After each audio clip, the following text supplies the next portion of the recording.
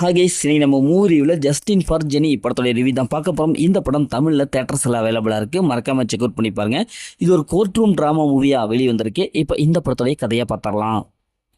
இந்த படத்துடைய ஹீரோ அந்த ஹீரோயினி ஜெனி ஒரு 4 பேர் ரொம்ப க்ளோஸ் ஃப்ரெண்டு. இவங்க +2 முடிச்சுட்டு அப்படியே மெடிக்கல் காலேஜில் சீட்டு கிடச்சி அங்கே போய் அப்படியே படிச்சுட்டு இருப்பாங்க. திடீர்னு பார்த்தா ஜெனி ஒரு மர்மமான கும்பலால் அது ரேப் பண்ணி அப்படியே இறந்துருவாங்க. இது வந்து கொலை வழக்காக மாறிடும். இந்த கொலை வழக்கை நாங்களே எடுத்து பண்ணுறோம் அப்படின்னு சொல்லிட்டு மெடிக்கல் காலேஜ்லேருந்து சட்ட ரீதியான சட்டப்படிப்பை படிச்சுட்டு அதுக்கப்புறம் ஹீரோயின் வராங்க.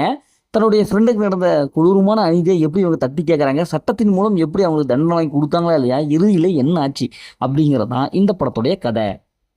இந்த படத்துடைய பாசிட்டிவ் பார்த்தாவே இந்த கண்டென்ட் ஒரு நல்ல ஒரு கண்டென்ட். இன்றைய சூழ்நிலையில் பெண்களுக்கு இன்னமும் அநீதி நடந்துட்டு தாங்கப்பா இருக்கே, அது எப்படிலாம் தட்டி கேட்கணும் அப்படிங்கிறத சூப்பர் தெய்வம் நல்லா காமிச்சிருக்காங்க. படத்தை நடிச்சு எல்லாமே சூப்பராக பர்ஃபார்ம் பண்ணியிருக்காங்க. இந்த படத்துடைய கிளைமேக்ஸ் நல்லாவே வந்திருக்கு, நல்லா ஒர்க் அவுட் ஆகிருக்கு, சூப்பராக இருக்குது. கிளைமேக்ஸில் நல்ல ஒரு அட்வைஸ் பண்ணுவாங்க, இப்படி தான் இருக்கணும் அப்படின்னு சொல்லிட்டு அந்த விஷயம் நல்லாவே இருக்குது. இந்த படம் ஈஸியாக கனெக்ட் ஆகுது. ஏன்னா பெண்களுக்கு இந்தளவுக்கு குடும்பம் நடந்துட்டு இருக்கா அப்படிங்கிற மாதிரி நல்லா ஈஸியாக கனெக்ட் ஆகுது. ஸ்க்ரீன் பிளே பொறுத்தளவுக்கு போர் அடிக்காமல் பார்த்துக்கிறாங்க. பொதுவாக பெண்களுக்கு எதிரான பிரச்சனை வந்து சட்டத்தால் வந்து தீர்வு பண்ணலாம் அப்படிங்கிற மாதிரி இந்த கண்டென்ட் எடுத்திருக்காங்க. அதில் நல்லாவே சூப்பராகவே ப்ரெசென்ட்டும் பண்ணியிருக்காங்க. படத்தோடைய பிஜிஎம் மியூசிக் நல்லாவே வந்திருக்கு. அதேமாதிரி சினிமோட்டோகிராஃபி சூப்பரான விஷுவல் அப்படியே கொடுத்துருக்காங்க.